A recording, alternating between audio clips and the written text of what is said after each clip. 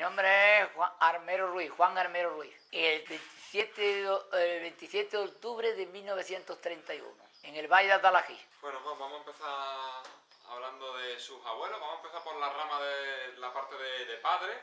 El abuelo por parte de padre, ¿cómo se llamaba? Se llamaba Manuel Armero González. Yo creo que, claro, porque yo creo que él era de Antequera, sí, era de Antequera. ¿Este abuelo usted lo conoció? Prácticamente, puedo decir, como se suele decir, tengo un reflejo, pero muy remoto, porque cuando él murió, pues nací en el 31 y él moriría en el 38, por ahí, que exactamente como eso me recuerdo. Recuerdo algo, pero muy poco. ¿Usted a los otros abuelos los conoció? Sí. ¿A los otros tres abuelos? Sí. ¿Y los conoció más? Sí. ¿Él sabía leer y escribir? Yo creo que algo sabría. El hermano fue alcalde en el Valle. ¿Fue alcalde durante la República? Sí. El hermano. El hermano. Pues se llamaba José Armero González. ¿Usted conoció a ese tío abuelo? No, yo lo que único sé la perproidad de que fue alcalde, por cierto, que según contaba mi padre, pues entonces los cargos del alcalde no eran como hoy, eran cargos honoríficos, que no ganaban nada, y él precisamente no tenía hijos, y él lo que hizo que le costó aquello los dineros, el ser alcalde. O sea que él puso algo de sus propiedades. ¿Usted sabe este alcalde si pertenecía a algún partido político? Eso ya no, porque yo eso ya desconocía, eso eran mucho antes de que fuera, eso ya es muy remoto, ¿me comprende usted? O sea que después de eso hubo otro alcalde que era socialista, eso sí lo sé yo, porque precisamente a mi padre, en mi casa, un perro rabiando, le mordió casi a todos mis hermanos, excepto a mí, que estaba mamando, a mí no me mordió. Entonces este alcalde, que se llamaba Iniesta, pues le preparó los papeles, tuvieron que ir a Málaga y ponerle muchas vacunas, y en fin, se portó el hombre bastante bien. Luego después éramos amigos, este hombre era pelado todavía, venía mi padre algunas veces cuando ya hubo aquellas necesidades, quítate, mi padre le prestaba dinero, pero no lo pagaba, en fin, que eso. Mi tío, el tío de mi padre, pues se fue mucho anterior. Sí, anterior a la República. Yo conservé, lo que pasa es que este libro no sé si nos ha echado un libro de física, que venía, porque yo me gustaba leer, de física y química, un pedazo de libro así, que estaba tapicado por algunos lados de la polilla, tenía una de la polilla. Y lo leía yo mucho, aquello del libro, me gustaba mucho leer, y no sé ni ese libro ni por dónde eso. ¿Sabe usted algo más sobre el tío abuelo? Pues de mi abuelo, lo único que sé... Del hermano de su abuelo. ¿Sabe usted algún detalle más? Era un hombre que no tenía hijos, que luego después, pues, mi abuelo, pues, no sé si fue que se lo compró, o sea que la finca que él tenía, que era el Cortillo Blemeá, que tenía 80 farecas de tierra, pues, fue de mi abuelo. Mi abuelo fue un labrador muy bueno, compró más tierra, pero luego después, cuando vino el asunto de la República y eso, pues claro, en aquellos tiempos, como no había eso, le salieron unos granos hacia atrás en eso, y mi abuelo murió con unos 60 años, murió mi abuelo, sí. Claro, eso fuera así yo no tendría, pero él también ve aquellas cosas, yo creo que aquello dice, le irritó más, y total, que con 60 años murió él. Ellos desde luego padecían la diabetes también, tanto mi abuela como mi abuelo padecían la diabetes. ¿Usted recuerda si ellos Y mi abuela sí la conocí. ¿Y ellos se medicaban de alguna manera contra la diabetes? Me acuerdo que se comían las cortecillas de pan, y mi abuela tenía las cataratas, estaba así, era muy buena, una mujer más buena y ella ya sí la conocí yo bastante más tiempo. El abuelo, sí. ¿En qué trabajó? Agricultor. No, de su propiedad, o sea que él le compró la parte comprada, uno decía que era el hermano comprar, y luego después hizo una compra grande porque era un labrador muy bueno. En el Cortillo Blemeá entró, y aquello creo que no criaban en el cantón tejero, y cuando él entró allí, labrando aquello como labraba también, porque para ser agricultor me ser también capaz. Pues resulta, como se suele decir, que él llenaba de grano todo lo que había allí, y juntó mucho, y fue rico, te puedo decir. Luego ya cuando, ya lo he dicho usted, pues allí eran garbanzos, trigo, cebada y esas cosas, terreno de secano y un poquito de huerta que tenía preparado el cultivo que tenía mucha agua. ¿Tenía trabajadores a su cargo? Sí, claro. ¿Cuántos trabajadores? Hombre, en aquellos tiempos se metían muchos jornales, porque era toda base de hecho, se escardaba, lo que uno se escarda hoy todo es químico, se escardaba, zaraba, lo que sí sé es que eso lo sé yo por oída, que durante el verano pues ponía 2 juntas de toros con un brabán, ahora y tenía todos los veranos y luego después pues sembramos unos garbanzos y criamos unos garbanzos muy buenos, muy tiernos y mucho y eso sí lo sé. Escardar, eso es un escardillo quitando las hierbas, que se labraba el trigo y se le quitaban las hierbas porque entonces no había química, hoy se mata las hierbas esas con química, entonces no había nada de eso. Entonces había que escardar porque había que hacerlo a mano y ya ves, la escarda pues eso se llevaba muchísimos jornales. Y luego la siega con las hoces y trillar con bestias y aventar eso y hoy solo hace toda la cosechadora en un ratito. ¿Usted recuerda alguna conversación suya con este abuelo? No recuerdo nada más, lo único que recuerdo es que mi padre hizo una casa, que era de la que se llama en el castillo. Entonces era una casilla, lo que hizo allí fue una casilla. Y entonces mi abuela que vivía en el Bermeja, que eso está prácticamente ahí a 1,5 kilómetros, 2 kilómetros, ellos venían a ver a mi padre, a la casa del hijo. Y había 2 parejitas, una más arriba y otra más para abajo. Y uno decía, no, por aquí eres más cerca. Y el otro para allí era más cerca y cada uno venía por una pareja. Eso es lo único que puedo recordar. ¿Tuvo algún otro empleo su abuelo? No, que yo sepa no. ¿Su abuelo perteneció a algún partido político, sindicato? No. Hombre, mi familia siempre ha sido una familia creyente, ¿me comprende? Mi familia ha sido una familia creyente. Pero vaya, tampoco... Mi abuela sí, mi abuela esta que yo le dije que era buena, esa sí, que estaba ciega. Pues vamos a hablar de la abuela, que esta la esposa de este abuelo. Sí, esa sí rezaba mucho. Yo precisamente me sé rezar porque rezaba. Me acuerdo que rezaba Santa María, Madre de Dios, todo eso y eso. Y yo de niño aprendí a rezar por eso, porque yo rezaba mucho. Se llamaba Teresa Reina Benítez. ¿Ella sabía leer y escribir? Yo creo que no. ¿No fue a la escuela? No, yo creo que en esos tiempos... Es que en esos tiempos el que sabía leer y escribir... Por ejemplo, una persona, con lo poquillo que yo sé, casi podía ser abogado. Y eso. En los tiempos es que el que sabía las 4 reglas, eso era eso casi me podía hacer. ¿Me comprende usted? ¿En qué trabajó su abuela por parte de padre? Pues ama de casa. Entonces no... Ya ama de casa. ¿Fuera de casa? No. Sí, ya de mayor se quedó ciega, tenía catarata. ¿Cómo era su día a día ciega? ¿Había alguien que le ayudaba? Sí, se venía, o sea, tenía, una vez iba a casa de un hijo, a casa de su hija, y la cuidaban, o sea, que ella la cuidaba muy bien, el padre, me acuerdo, que ella siempre era muy supersticiosa, como estaba ciega, era muy supersticiosa. Mira, los niños tiran acá algunos por la tierra, mira que... Así me acuerdo. Y una mujer muy buena, si mi padre, por ejemplo, tenía cualquier discusión con mi padre y le regañaba. Yo me acuerdo mucho, o sea, que ya le dije a usted, yo era niño y... ¿Ella le contó en alguna ocasión, la abuela esta, cómo había sido la infancia de ella?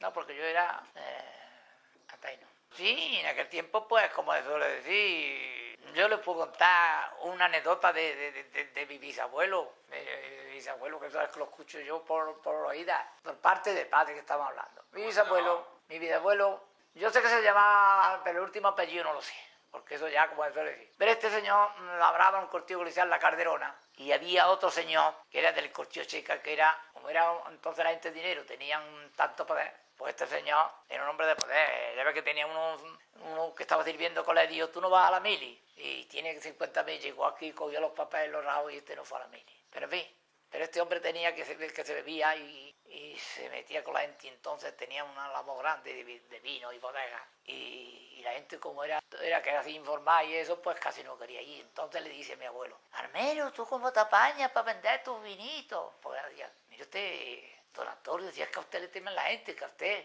Dice, no, mira, tú me vendes mis vinitos. Entonces, no, tú llegas, los mides, te lo dije, lo he contado. Tú llegas, te los mides, tú los cobras y tú lo haces todo. Bueno, pues mire usted de esa manera así, total, que llegaron a la casa de mi bisabuelo y ya mi abuelo, no, yo el vino lo he vendido ya todo. Pero aquí está, don Antonio tiene todavía mucho vino. No, pero ahí no vamos, ese hombre es muy informal, ese hombre después dice, no, a mí me ha dicho que yo vaya. Bueno, de esa manera sí vamos, si usted me lo mide y eso sí vamos. Entonces llegaron a la casa de este, cogió la medida del vino y como decía mi bisabuelo, 1, 2, y salta el dedo, 3, dice el otro, 4, y decía 5. Y ya mi bisabuelo se entritó.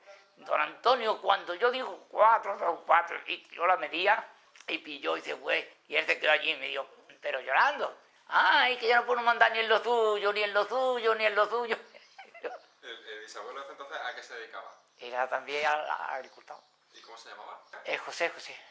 José Armero, pues claro, el otro apellido es que no lo sé. Vamos a volver a la abuela. ¿Cuántos hijos tuvo esta mujer? Tuvo 5. Y los tuvo en la casa, no había hospitales. No. Sí, eso no había. Bueno, entonces, ¿Usted sabe cómo se conocieron esa abuela y ese abuelo? eso ya no lo puedo decir. Yo sé de dónde, o sea, la parte de la familia de ella y él, pero claro, él vivía en un sitio, ella vivía en el cortillo de la Fuente de la Zarza, pero cómo se conocieron, no. ¿Estos abuelos eran de clase alta, media, baja? Se puede decir más bien, porque bajo se le llama casi al obrero, ¿no? Eran bien clase media. ¿La casa de ellos cómo Sí. era? Pues una casa buena tenía, de hecho todavía salía un chorro de agua como una pierna, desde el cortillo de la humedad, Se vivían en ese cortijo. sí. ¿A qué distancia estaba del valle? Ahí a 3,5 kilómetros por ahí, tendría por lo menos 7 o 8 habitaciones, no, tendría 2 plantas. En Valladolid tiene 2 plantas, pues claro, tiene 2 plantas lo que se llama la vivienda. Luego había, como suele decir, para enterrar la paja, para donde metían el ganado, el tinao, donde metían la vaca. O sea que, como un cortillo, la parte de vivienda sí eran 2 plantas. ¿Había electricidad?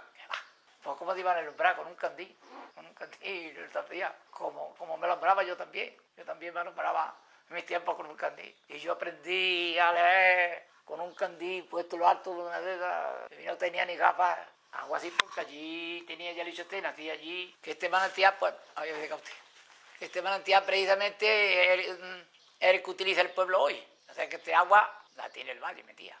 Ahí, del cortijo a la casa, habría 40 o 50 metros. ¿Y salía de una roca? Sí, además es que sale esa perfectamente el agua de toda esta tierra, que hay un lago debajo.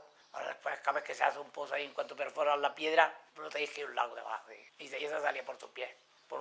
Se veía que salía por un escape de piedra, porque cuando llovía mucho casi se aumentaba muy poco, ni se disminuía muy poco. No, entonces no. El pozo, eso salía por sus pies. ¿Había váter en el cortijo de su abuelo? Eso no existía otras veces. Eso se salía allí de un árbol y las mujeres a la cuadra, donde metían el ganado. Pero los escarmentos, entonces había ganado y ese estiércol sí se cogía y luego se le echaba como abono a la tierra, a fertilizar la tierra. ¿Cómo hacían sus abuelos para ducharse o para bañarse? Yo, como mi abuelo hacía, yo le puedo decir como lo hice yo. Que yo el día que me casé, que fue el día 11 de noviembre del año 58, me parece que fue, que hacía tanto frío como me tuve que ir a bañarme a unas pilas de un pozo, meterme una pila de esas con el agua, estaba aquello tuve yo que salir, pum, y salí huyendo. Y no había para nada. El que quería calentar un cubo, calentaba un carrillo de agua y ya estaba, para lavarse. No. ¿Su abuelo, por parte de madre, cómo se llamaba? Se llamaba Juan Ruiz Ligero. ¿Dónde nació él? Y yo creo que era el término de Antequera. Ese también fue labrador, es decir, estuvo labrando el cortillo de Chimenea, que era un cortillo grande, arrendado. Luego pasó al cortillo del Agua Fría, también arrendado, y luego ya compró unas tierras y vivía en un partido que le llamaban una cortillada, vaya, todas unas de ellas chiquitas, de 40 casas, en Los Nogales. ¿Tuvo trabajadores a su cargo? Sí. Claro, eso era como se suele decir, no eran trabajadores fijos, entonces era como se decía, falta para escaldar, iba a mitad, pero al menos un día iban 10 o iban 15, y cuando se terminaban las cartas, por lo menos había 1 o 2 fijos parados o eso, pero que no era continuo decir tantos obreros continuos, no, era, como le he dicho, había a lo mejor 1 o 2 que estaban permanentes allí para el asunto de la labor doméstica, y cuando hacía falta, pues para el verano, para las cartas y para todo eso, pues entonces resulta, como se suele decir, que se metían jornales. ¿Este abuelo era religioso? Sí, creyente, sí. Vaya, a mí me enseñaron, como se suele decir. ¿Sabía leer y escribir el abuelo? Este me parece que no, pero no había escuela. En la escuela no había ni para mí, no hubo ni para mí. ¿Algún tipo de ocio que tuviera este abuelo? Era cazador, tiraba muy bien con la escopeta, tanto mi abuelo como mis tíos. Pues en el cortillo Chimeneas, que había precisamente, entonces había mucha cacería. Pero ellos eran tan buenos tiradores. Conejos, las perdí, la liebre. Yo tenía un tío mío que iba a subir una bestia y y salía una banda para, le daba tiempo a descargarse la escopeta y echar un par de pájaros al suelo. ¿Con qué se disparaba? ¿Con perdigones? Sí. Y después lo que cazaban para la olla, ¿no? Claro. ¿Alguna otra afición aparte de la caza? Pues, que yo sepa, formaban una fiesta, como nos formamos otras veces. fiestas que se formaban en el campo, de baile o cante, pero vaya que prácticamente... ¿Este abuelo militó en algún partido político? Partido político no.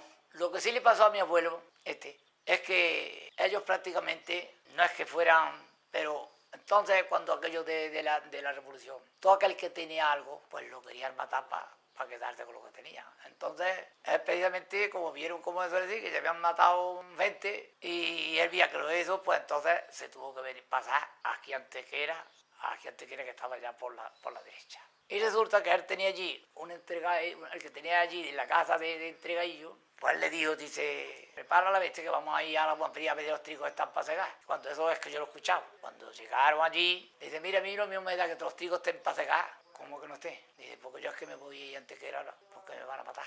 Y que le dice, hombre, pero no, que si no. Total, que entonces le dice, bueno, tú te quedas ahí, si yo puedo volver algún día, tú defiendes lo que puedes y lo que no es, total. Que él se vino antes que era. Y mis tíos, y las mujeres se quedaron allí. Entonces este hombre, que había estado toda la vida con él, que le decían, Francisco Cheche, creo que le decían, yo creo que esto es todo por oídas, porque yo era un niño. Pues este leco se calentó, se pegó al partido, a la vez que había de los FAI y todo eso, y entonces quiso abusar de la mujer de un tío mío. Quiso estar con ella y se hizo el malo, y iba a mi abuela a llevarle, no, que venga su hija. Pero en fin, entonces ella lo que se saltaba a llorar y le decía, ay, Paco, porque era muy antigua, creo que le decía, Paco, veré yo alguna vez a mi hijo, su hijo ya no viene aquí más, y si viene los mato yo. Y resulta que entonces ya se vinieron otras personas que vinieron después de aquella parte y le dieron lo que había. Y entonces ya mi tío y eso le pidieron permiso aquí a la fuerza que había. Y como estaba de paro, fueron una noche y se tiraron las mujeres. Cheche creo que estaba acostado. Uno se puso en la puerta por si despertaba, porque sabía que si despertaba se lo cargaba. Y si no se despertaba, lo dejaron allí. O se hizo el dormido o eso. Y se trajeron a las mujeres aquí, Antequera. Al otro día, pues este Cheche se presentó con dos de la FAI a la casa de mi padre, que venían por ahí también para liquidarlo, que han venido tu suegro, se han llevado a las mujeres y me han dicho que durmieron aquí.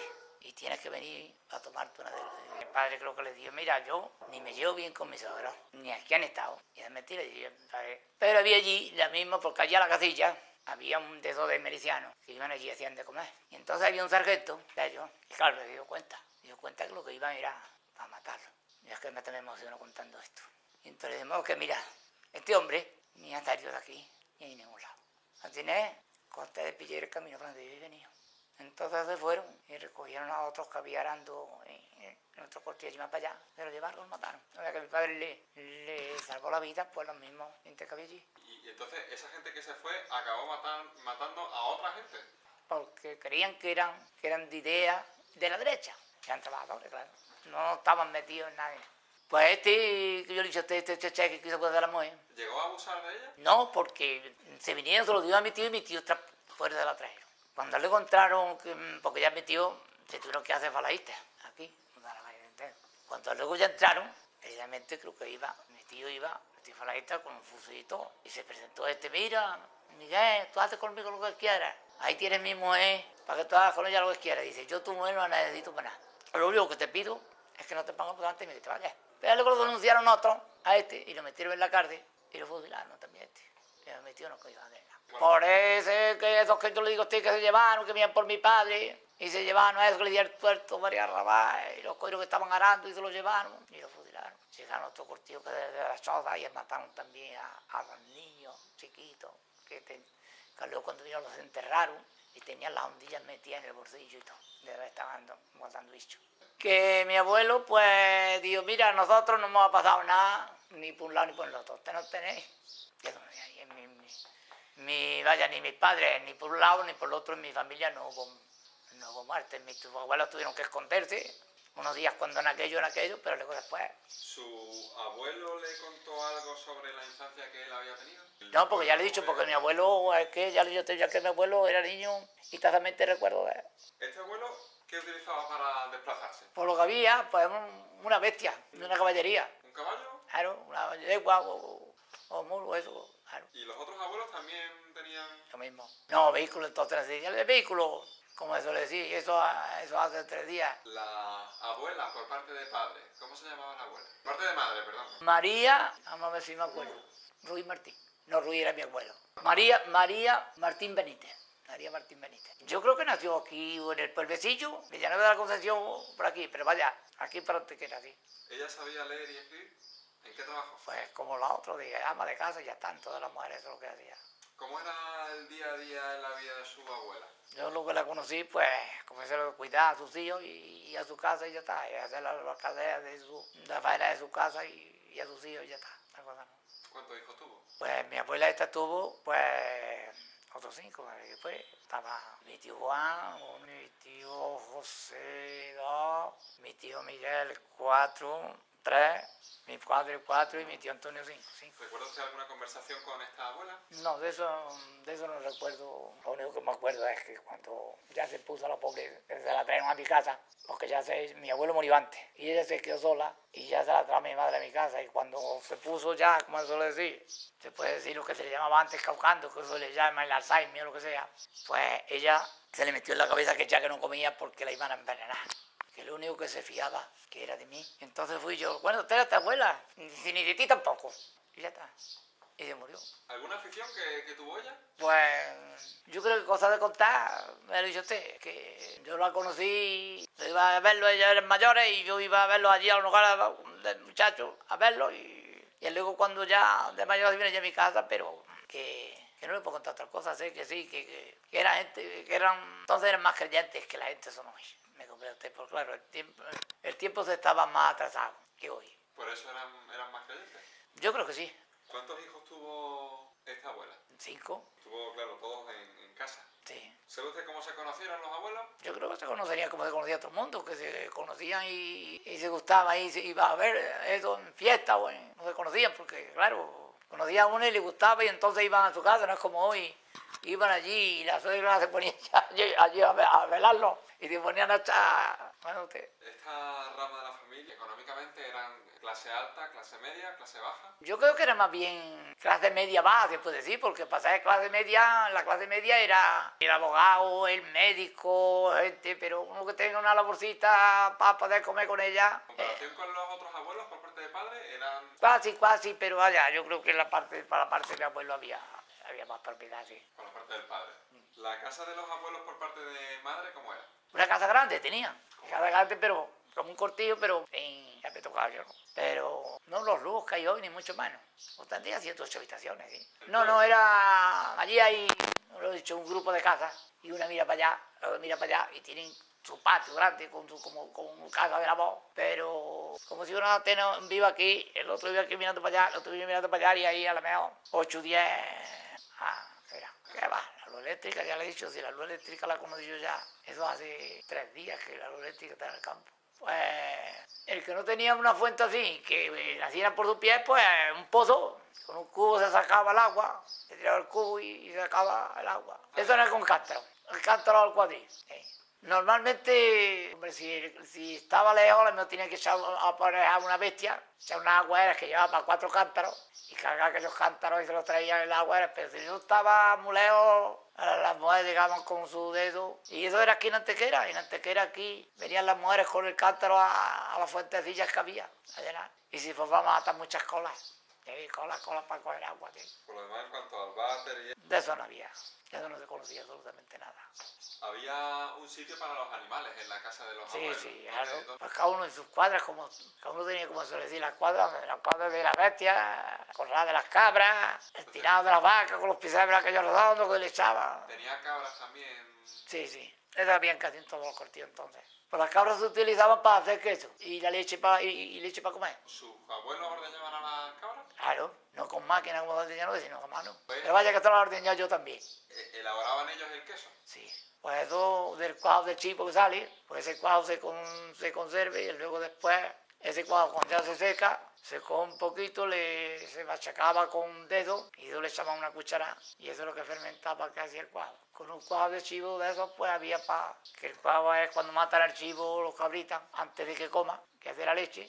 Entonces ese es el estómago del chivo que se saca con su leche y se cuelga y cuando eso se seca ese es el pavo. Y de eso luego se arreglaba con sal y de eso se machacaba. Y se hacía una botella, me acuerdo que hacía una botella de cuadro. A lo mejor una cosa que tenía 15 litros de leche, le había que echarle una cucharada, aquello. Luego le echaba la cucharada, se meneaba y al rato grande pues se principiaba a cuajar y luego ya se hacía el queso. Unas pleitas que se hacía con unos entremíos. Hombre, cuando lo querían comer tierno, pues de un día para otro. Ahora, luego después había quien guardaba el queso, como se suele decir.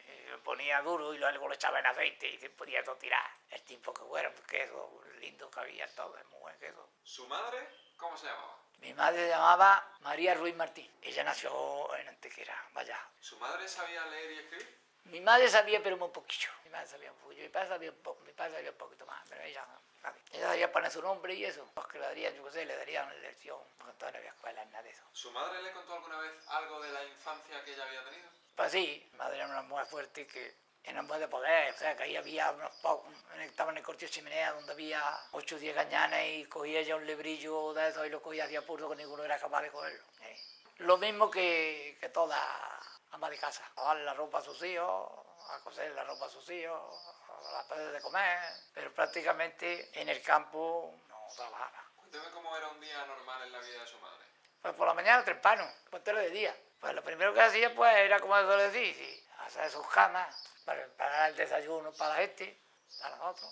Pues desayunaba el café, que todo era de eso, a lo mejor con chicharrones, con tocino, porque entonces hacíamos unas matanzas, que casi todo era a base de la matanza que se hacía, se comía de la matanza y el pan. Casi al pueblo se venía, como le digo a usted, se venía por los mixtos que eran para vender, se venía por el azúcar, por el arroz, pero lo demás, los garbanzos. El aceite se compraba por un tubo, se llenaba a lo mejor un depósito, una tinada de aceite y de allí se iba sacando y luego se mataban 5 o 6 guarros y se hacía chorizo y se hacía de eso y eso se guardaba en conserva y todo el año se estaba sacando de allí. ¿La matanza era una vez al año?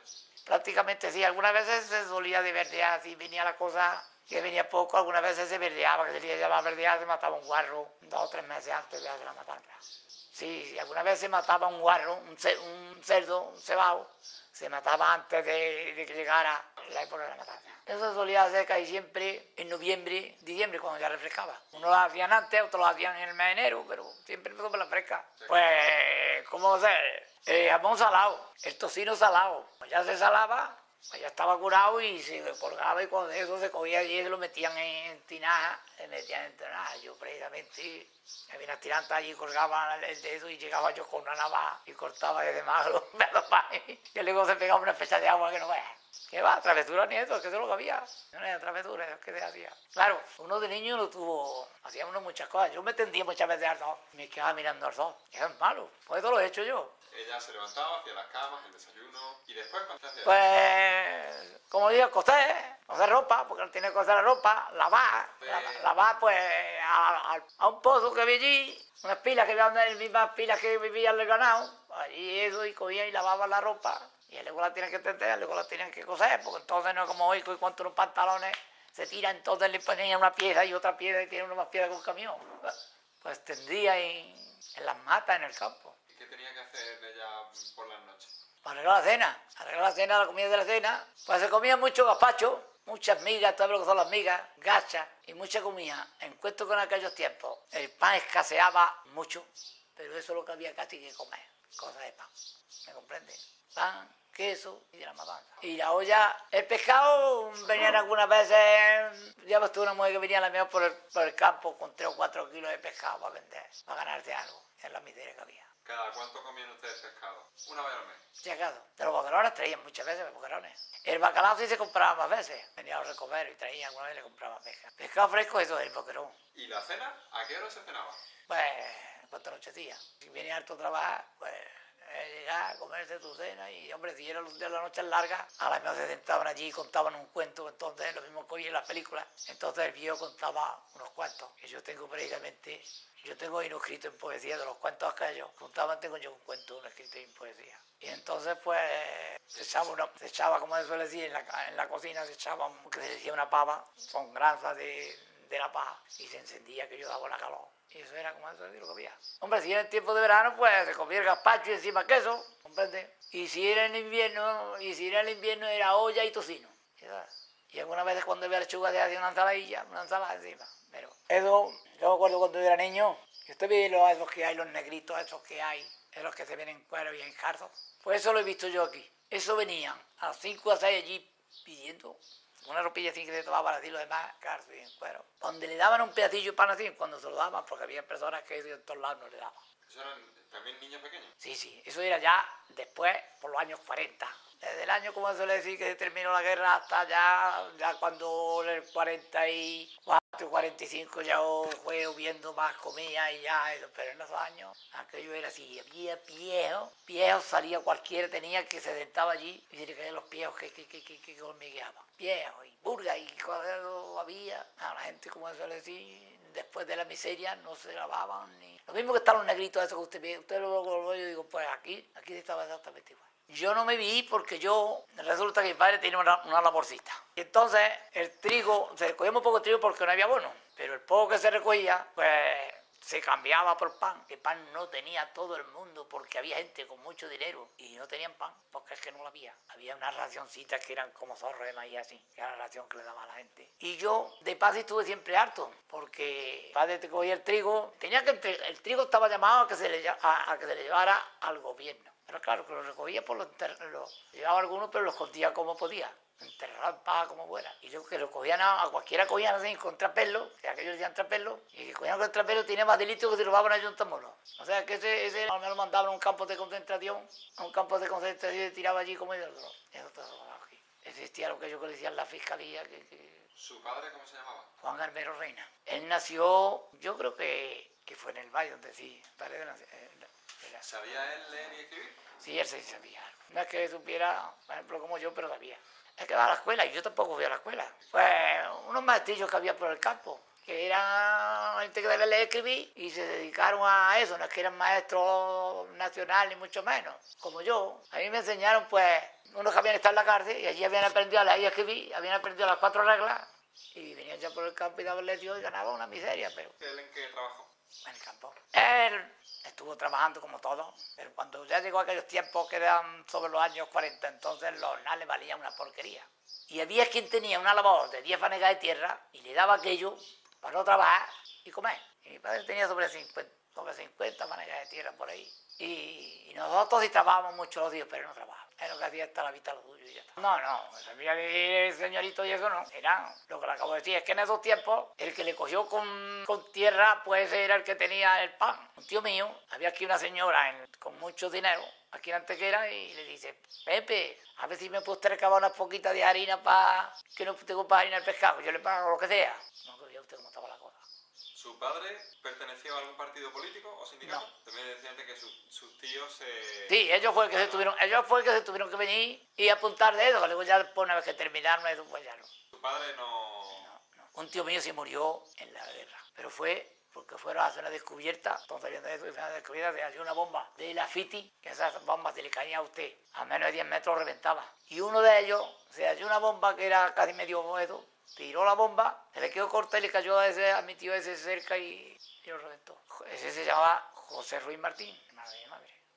Sí estaba, como le he dicho a usted, ellos ya tuvieron que apuntarse eso y entonces era falangista y tuvieron que ir haciendo una discusión. Aquello era como repasando el terreno, recogiendo las cosas, porque claro, quedaron muchas bombas y quedaron muchas cosas que quedaban que eran prejudiciales, porque allí, por el Chile, cuando yo explotaron una pila de por hacer un buquete y allí lo explotábamos, los proyectiles, algunos caían y no explotaban. ¿Su padre, alguna afición que usted recuerde de él? Yo afición, pues, él cantaba muy bien, pero vaya que luego tampoco, no era tampoco fiestista, no era tampoco. ¿Cómo se conocieron su padre y su madre? Pues como se van a conocer todos, que él le diría, pues mira, en tal sitio hay una hembra muy buena allí, y él vendría ahí y ya está. Prácticamente entonces tiramos 4 o 5 años de la vida. ¿Su padre le contó a usted algo sobre la infancia que él había tenido? Pues prácticamente, hombre, cosas de contar. Mi padre se crió, como eso le di, como eso, trabajando con su padre, que era muy buen gañán de vacas también.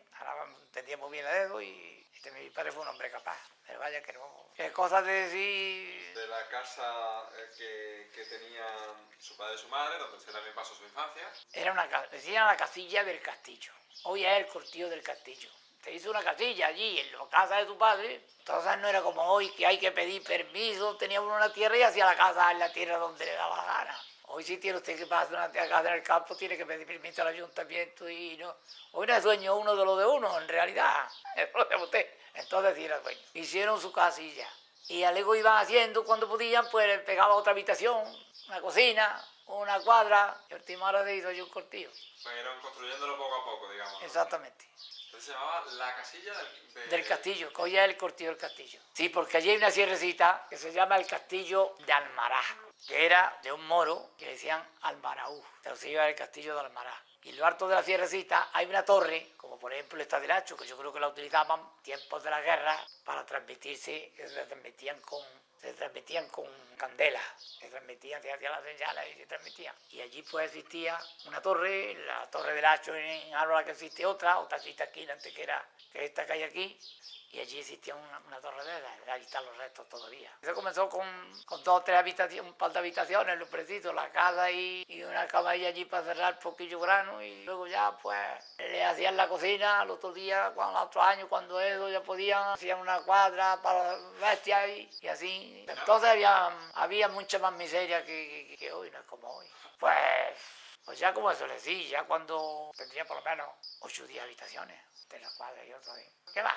No eléctrica, no yo tenía, yo mismo, yo estaba en el cortillo, yo en la casa, 2 o 3 canteros, 2, 3, 4 cantiles, uno para ir a llevártelo al dedo, y a la menos hacía aire, el cantil llegaba y apagaba, le apagaba uno el cantil, tenía que volver a encender otra vez. ¿Váter había ya en casa de sus padres?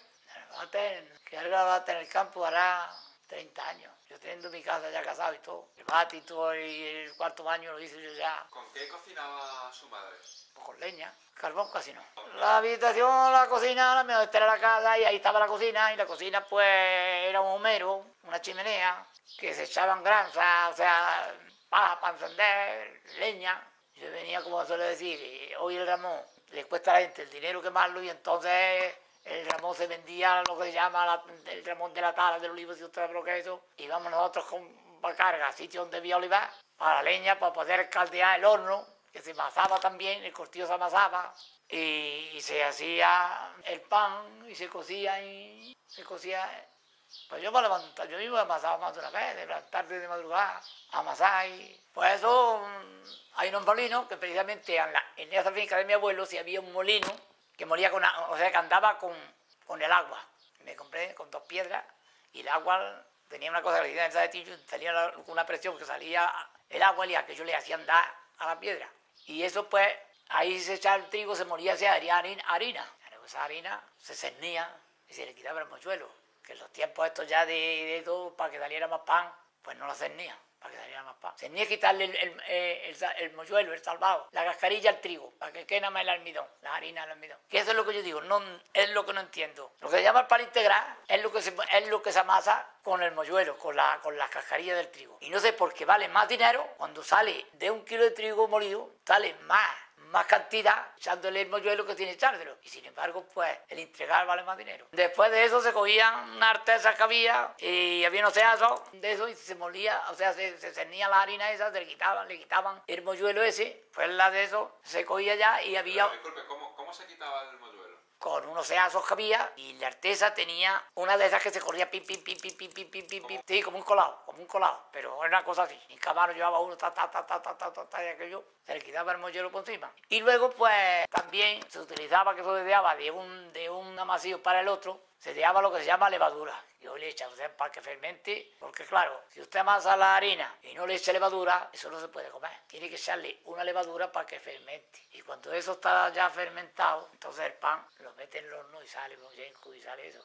Pero si no se viene, que eso le decía venirse, pues eso no hay quien se lo... Hacía mucho frío y no se venía el pan, pues vamos a echarlo y aquello no se lo comía nadie, aquello olía duro y aplastado, parecía corría, eso no había quien se lo comiera. La levadura era de esa misma masa que se hacía para hacer pan, se dejaba un pedacito para echárselo al otro amasío que venía. Esa levadura ya se fermentaba ella con el tiempo, se fermentaba ella y era una cosa fuerte que fermentaba lo otro, que es lo que te echaba lo otro cuando se iba a amasar. Con ese mismo pedacito se cogía el día antes, se reliaba con una poca de harina más, se hacía más de eso y se dejaba. Y eso estaba ya fermentado, ya eso estaba, era como se suele decir, una cosa que fermentaba y lo que le daba a los otros le daba para que se pudiera, ¿me comprendes? En el horno, pues, un par de orillas.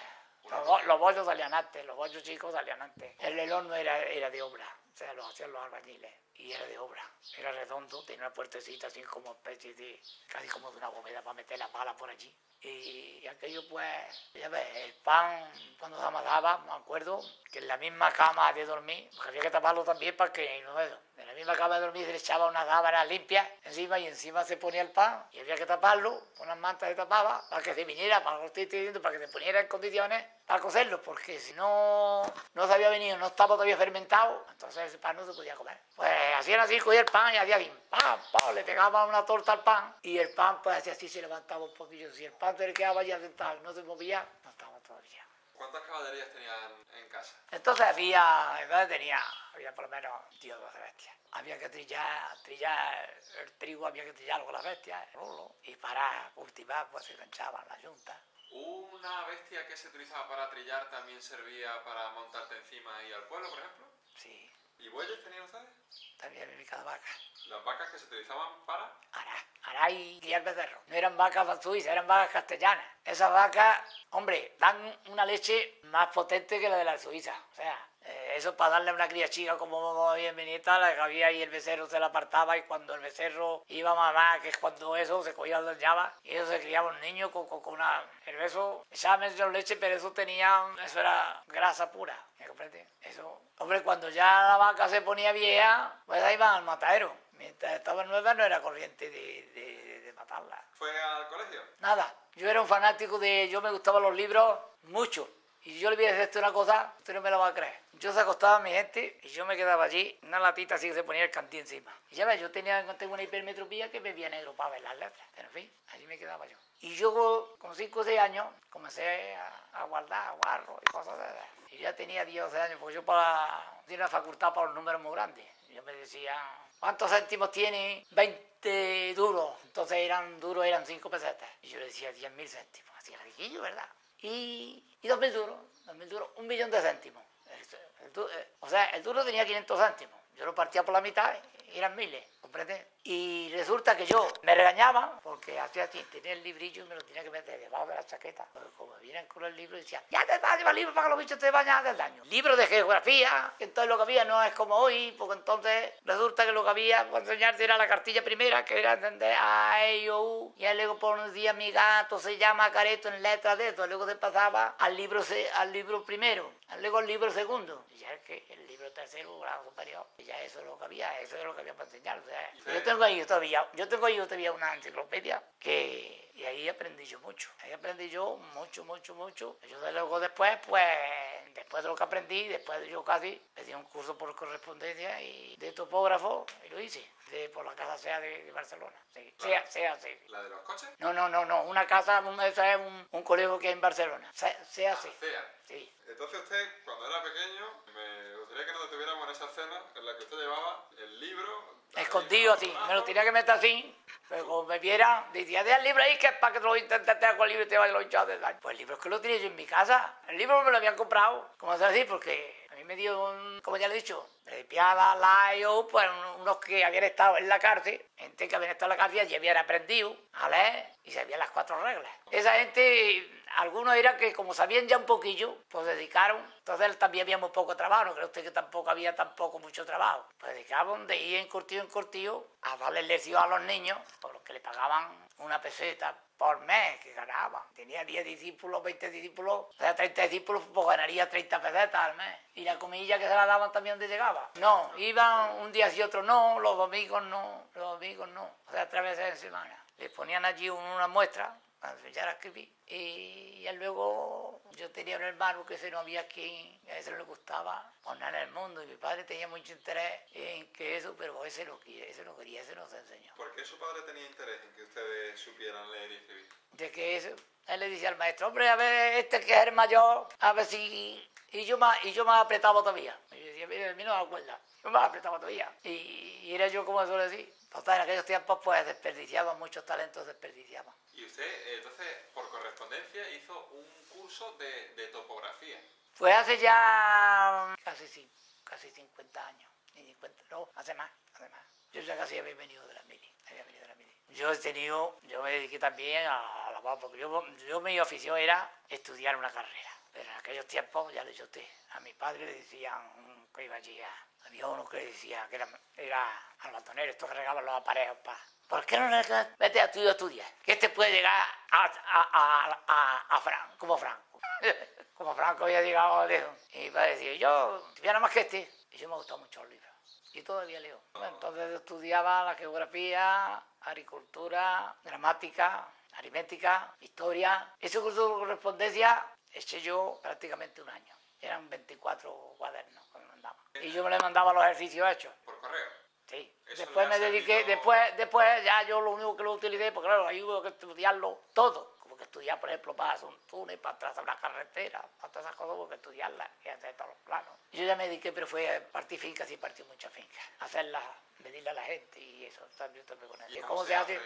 Hombre, antes hoy es mucho más fácil, hoy es mucho más fácil que antes. Entonces tiene usted que, como suele decir, y llegar a la finca y medirla, trazándole unas coordenadas, me comprende, hacer un plano a escala, y ahora hacer allí los números y ajustar los números, darle según las partes que fuera, ajustar los números y trazar aquello. Cuando íbamos al campo ya llevábamos las lindes por donde las tenían que tirar. Y eso tenía muchos números. Lo que hoy, pues hay una estación total que le llama, que es un aparato que se pone aquí por mediación de rayos láser. El tiempo que echa el rayo láser y volver, mide la distancia que hay. Y usted tiene ahí el ordenador y le va tocando y se pone, viendo la finca, el que anda es el que lleva una de esas que es donde da el rayo láser y vuelve.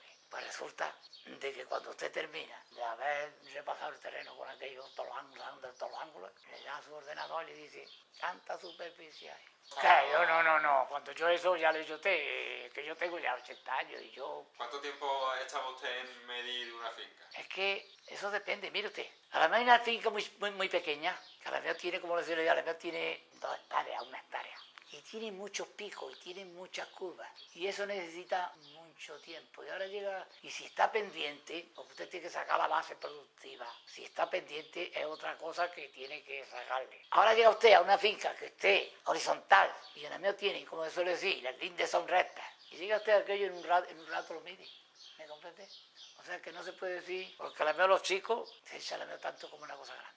Entonces lo de partir fincas es, por ejemplo, a la hora de repartir una herencia. Exactamente, dividirlo, hacer su plano, para que lo tenga, por bien decir, que hace el notario, es que hace la escritura, pero el que hace la escritura es el topógrafo. Porque si yo le traigo una cosa equivocada, la escritura sale equivocada. ¿Me comprende? Tiene que traer, o sea que usted tiene que ver plano, hacer plano, si tiene una servidumbre, que es una servidumbre por un sitio, para un paso, pues lo tiene que señalar al dedo, le tiene que señalar los linderos, le tiene que señalar el norte, le tiene que señalar el sur y todo eso. A veces ahí los repartos de las tierras son complicados y... Sí, mayormente por las lindes. Los lindes, eso se les puede tener porque hay veces que son palanca y llega allí. Yo llegué una vez a un sitio, me llamaron a un sitio distante. Y llegué allí, que era ahí en los pechos de Alavera Almojía. Y llegué allí, cuando llegué allí, me dice, mire usted, si aquí había ya una agrimensía, me dio esto, y esto se ha aparatado. Digo, pues entonces yo mismo estoy en mi casa. No, mire, total, no, miramos usted, esto va así. Nos medimos, me harto de hacer aquellas partecillas chicas, porque claro, no merecía la pena tampoco para ahí venirse al otro día, hago las partecillas ya para trazar el dedo a dedo, cuando paran allí, yo entre ellos a comer, comienzan a discutir y se farata aquello. Que comienzan a discutir que si eso es mejor, que si lo otro, ¿sabes lo que pasa? Un poco. Bueno, pues, aquello se dedo, pero ya metí mano y los volví a arreglar otra vez. Ya pues le di yo su planillo y se arregló. Al poco tiempo, a 2 años, me veo uno de ellos en Alba, que yo tenía una vuelta allí, había comprado una vuelta allí. Y me vio uno en Alba y dice, hombre, ya te tomaste tú la cerveza. Hombre, que yo lo poquillo que tengo se lo debo a usted. Y digo, ¿por qué, hombre? Y dije que porque yo lo arreglé. Total, que después, como le he dicho a usted, me dediqué a la agricultura. Yo he sido buen labrado y compré muchas finquitas. ¿Durante cuánto tiempo ha estado usted trabajando solo de topógrafo? Pues, te digo, 30 años. Yo ya me he jubilado, porque yo mi profesión, verdad, era agricultor, porque yo tenía una labor grande, porque yo labraba muy bien, yo recogía, porque la agricultura le pasa como todo, en todo lo que usted vea, hay que ser bueno. Si uno lo que quiere que sea todo el campo, que eso, pues si un tío es buen labrador, también se gana dinero. Es como el abogado si es un abogado le sobran papeles. Si es un abogado cruentillo malo, se muere de hambre. El torero le pasa lo mismo. El torero, si es un buen torero, gana mucho dinero, pero si es una cosilla que no es todo le pasa igual. Y yo ya le repartí la finca a mis hijos, aunque yo me quedaba, como se suele decir. No eran fincas morales, pero yo cuando repartí la finca a mis hijos, pues tenía 26 finquillas que las había yo comprado. Se equivocaron, ahí la notaría ha sido la escritura más complicada de todas, porque tenía de todo. Ahí se equivocaron. Cuando yo cogí la notaría me di cuenta, la habían puesto la parte de un hijo mío, se la habían puesto al otro. Y la habían ya registrado. Tuve que ir al rey y tuvieron que hacer una escritura aclaratoria, que si yo me hubiera muerto y no me hubiera dado cuenta, me ha dado usted cuenta que lo de un hijo mío lo tenía el otro lo tenía el otro. Y yo voy a eso, el follón. Como yo me di cuenta, pues ya se hizo una escritura aclaratoria diciendo que por error se había puesto eso, pero que no era eso, que era lo otro. En fin, esa es la vida. Y ya me lo jubilé, se murió la pobre mi mujer y aquí estoy. ¿Usted, como labrador, ha cultivado tierras que usted ha ido comprando? No, yo casi todo lo que he labrado yo he arrendado por poquillo. Casi todo ha sido mío. Mi padre me dio 17 fanegas de tierra, mi otra 17, y yo iba comprando y lo que le daba a mis hijos 150 fanegas que de olivar me han puesto. Ahora yo cuando cogía una finca la arreglaba bien arreglada. Y sí. ¿Usted ha tenido trabajadores a su cargo? Yo sí.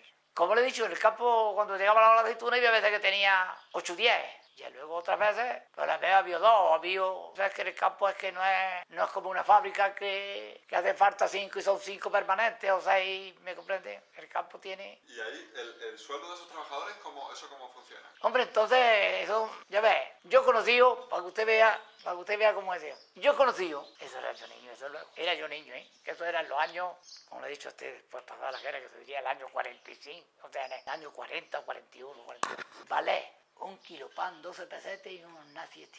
¿Usted cree eso? Y venía gente a trabajar, nosotros con mi padre, y había quien se iba por detrás de un mano, en un montón de piedras que había ahí, porque le daba vergüenza porque no se llevaba nada de comer. Y uno le daba cuenta, y cogía y uno le partía un pedazo de pan y que eso, que no te hambre comer usted eso, porque no me lo podía ni trabajar.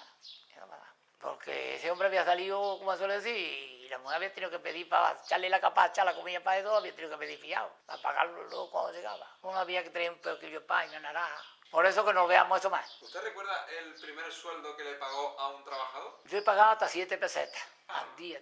Era un muchacho pintando conmigo, garbando y esas cosas. Aquí comenzó a ganar ya un poquillo en el campo. Cuando vinieron los americanos, hicieron ahí, ya hubo más trabajo y se iban ahí, ¿cómo es esto? En Palme de Morón, en Morón. Morón de la Frontera. Sí, hicieron la base aérea. Pues entonces cuando ya se comenzó aquí a valer, porque entonces había más trabajo, porque ahí se invertía en trabajo. Luego también comenzaron la gente a emigrar a Alemania y a Francia. Y yo, eso también lo tengo que contar, que yo tuve me dieron una bolsita que yo cuando comencé le comencé con la labor no muy grande. Y yo necesitaba un hombre para que me ayudara. Y la gente se iba, porque allí al cambio valía mucho más dinero que aquí, ¿me comprende? Y yo no encontraba un hombre por nada. Y trabajaba yo hasta 18 horas. Solo. Mi abuelo lo único que podía hacer era agua, porque yo se aventaba, no había eso, se aventaba y sacarme una grancilla en el lado de la cara, que eso usted no lo entiende, pero vaya, eso, luego quitar el grano, quitar la paja, todo eso lo tenía que hacer yo. Y terminar traspuesta del sol ya anochecido y decir, me que había estado con la oferta, echar los aparejos y traerme gavillas cargadas. A las 1 o 2 de la noche, dejar ya eso para el otro día, poder trillar, empalvar y trillar, y al otro día trillar y volver a la parva, y ya la parva reunta para el otro día aventar, y al otro día era lo mismo. Y así tirarme yo también en verano. No, eso que yo le digo a usted no era yo pequeño. Eso estaba yo casado. Eso fue cuando mi padre ya era mayor y nos repartió la labor que él tenía. Y yo cogí un pedazo, que lo he dicho a usted que eran 17 fanegas de tierra, como lo he explicado. Y con 17 fanegas de tierra y un huevo, pues lo único que podía meter era un hombre, pero es que no lo había.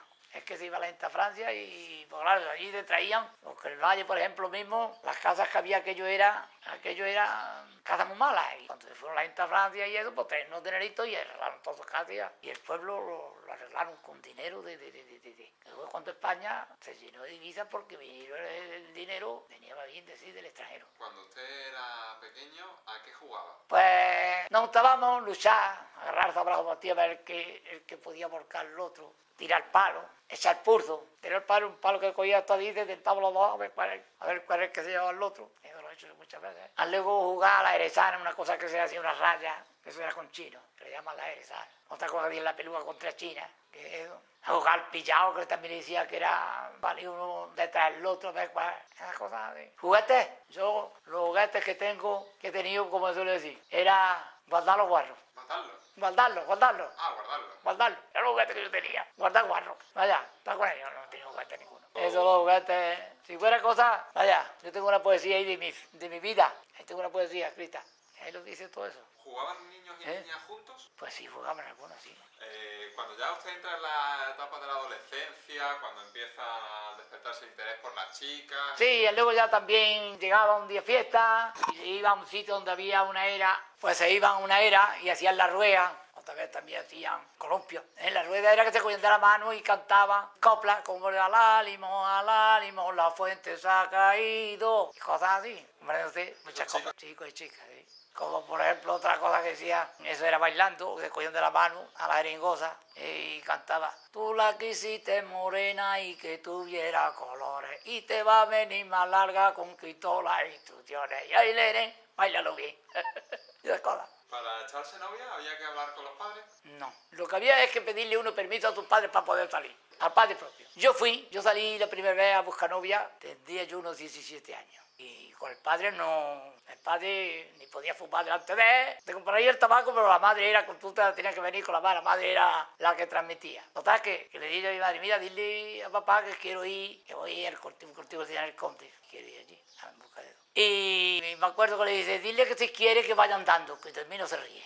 O sea, que no me quiso dar bestia. Y yo transpuse que había por lo menos 7 u 8 kilómetros había, y venía andando. Y él me dijo eso, que si quería ir, pero que fuera andando. Pues iba allí como decía lo que iban todos, pues ahí allí llegaba uno y se sentaba allí, y luego salía la niña, se preparaban por bahía muy arreglada, se ponían allá a un lado, cogían su silla y sentaba a la vera, y la madre allí mirando y uno allí charlando, pero poquito, o sea, la suegra no se enteraba uno hablándole, ¿me comprende? A charlar. No, eso iba solo, el que iba de lleno iba solo, que el que iba de lleno iba solo.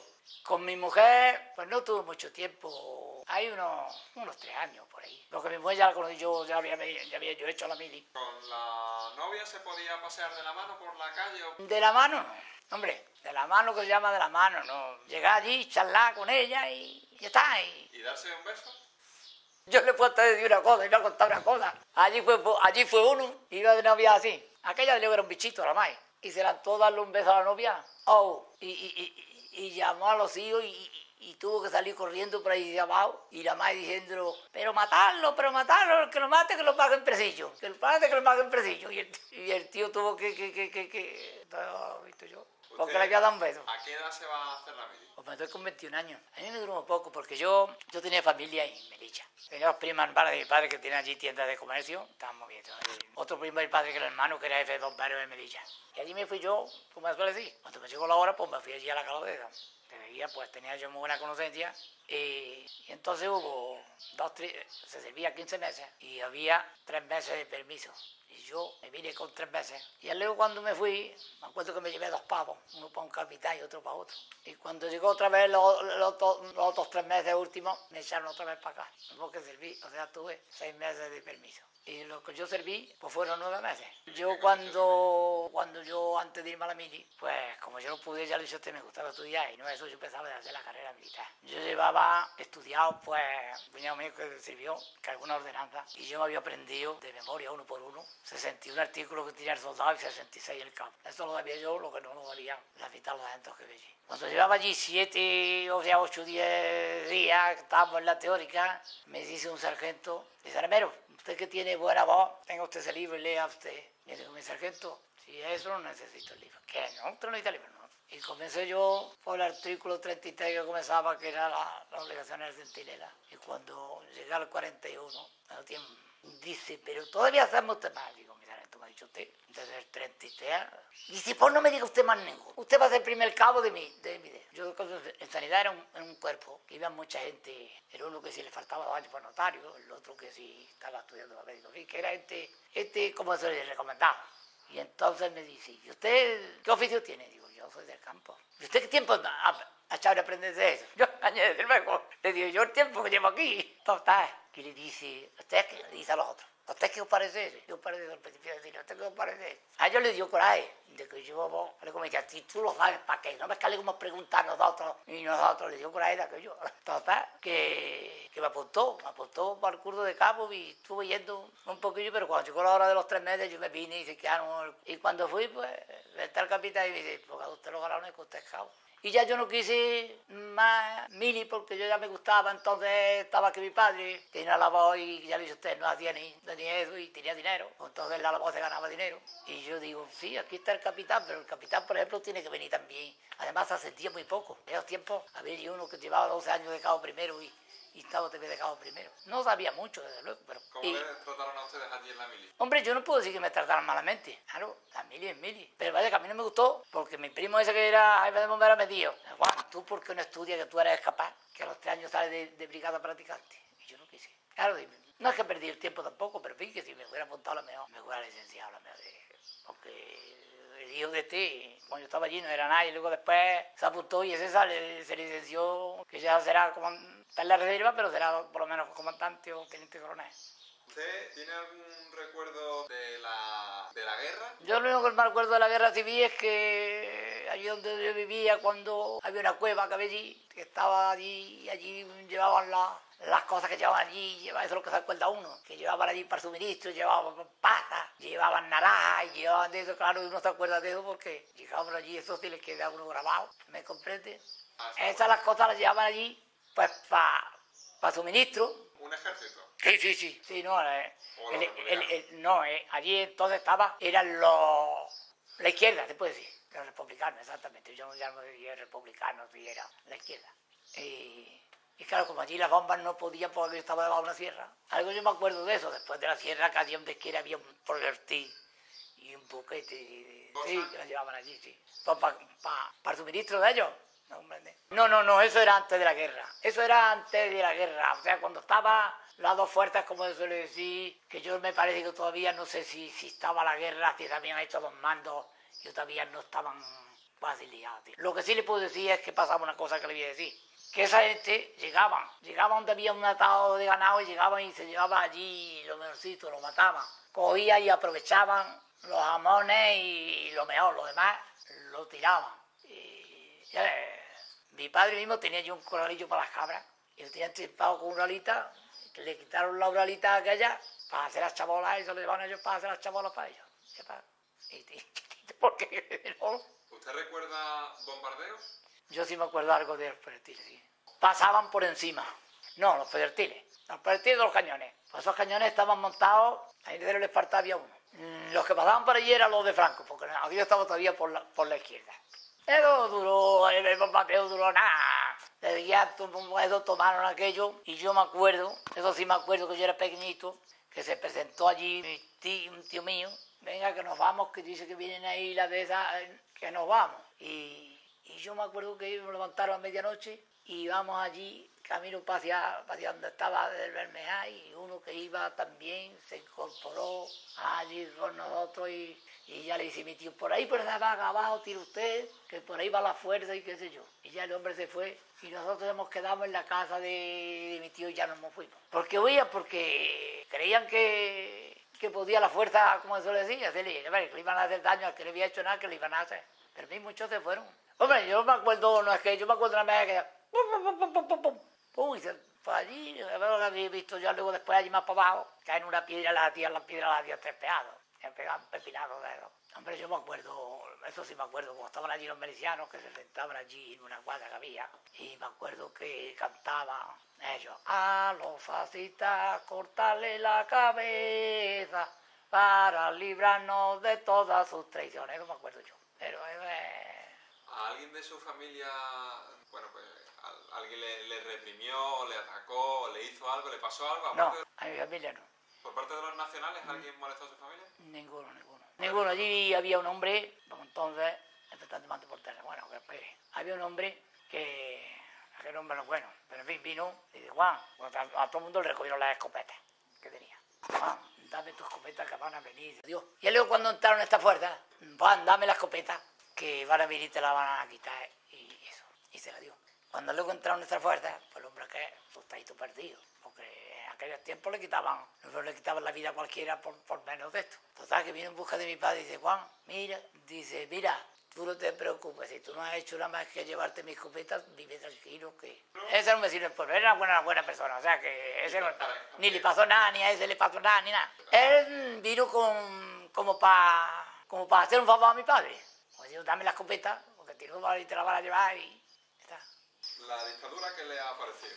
Mire usted, yo lo primero, yo digo como decía el otro, yo hablo las cosas claras. Digo que ni lo de antes ni lo de ahora, en todo y por todo. Pues eso lo voy a explicar. Porque aquello de antes que había, que por menos de nada, una guardia civil, podía poner en plegarle a un tío 2 hostias, o una guardia cualquiera, aquello no era. Pero lo de ahora tampoco es. Lo de ahora que es que tampoco hay respeto, no se le tiene respeto ni a la Guardia Civil ni a nadie. Y eso pasa con eso. Y pasa con los niños. Tampoco era justo de que había un padre duro. Vaya, mi padre también era duro. A mí me pegó más de una vez. Por cualquiera, porque de igual los bichos hace daño. Pero tampoco es justo lo de hoy, que tiene usted un niño y que con el niño le das un tortazo y como el niño lo denuncie, usted, como quieran, lo alejan del niño y le quita la custodia del niño. Por eso digo que ni aquello ni lo otro. Yo las cosas las veía bien, ya de los años 60 para adelante, había ya justicia, había defensa para todo el mundo, y no lo veía yo malamente. Hoy hay más de democracia, es mejor, por una parte es mejor, por otras partes no es mejor. Porque están pasando muchas cosas que no son justas. Yo le voy a hablar. Todo esto que pasa, de que van tanto a las mujeres, hombre, una parte culpa las mujeres las han matado siempre. Lo que pasa es que antes no se enteraba uno como no había, no se enteraba. Esa es una base. Y otra base es que las mujeres les dicen denunciar.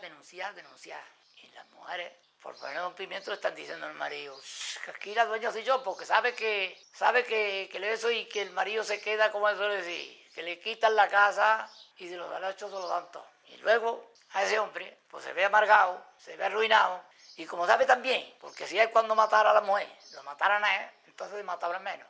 Pero como él sabe que se va a la cárcel, va a estar 5, 6 años, 7, y luego va a salir, dice, yo me tienes tú amargado, por lo mismo ya está amargado que aquí en la cárcel. Y hay mucha gente que es una base de las principales que matan a las mujeres. Estoy que dice eso. Cuando España pasa de la dictadura a la democracia, que en los años 70, ahí la época de la transición, ¿usted cómo vive esos años? Yo tranquilo he estado siempre, porque yo lo único que he hecho es dedicarme a mi trabajo. Yo no estoy apuntado a ningún partido político, porque la política es para los políticos, entre usted. Yo voy a la iglesia cuando hay que ir, es una cosa, tampoco soy ese fanático que me creo todas las tonterías.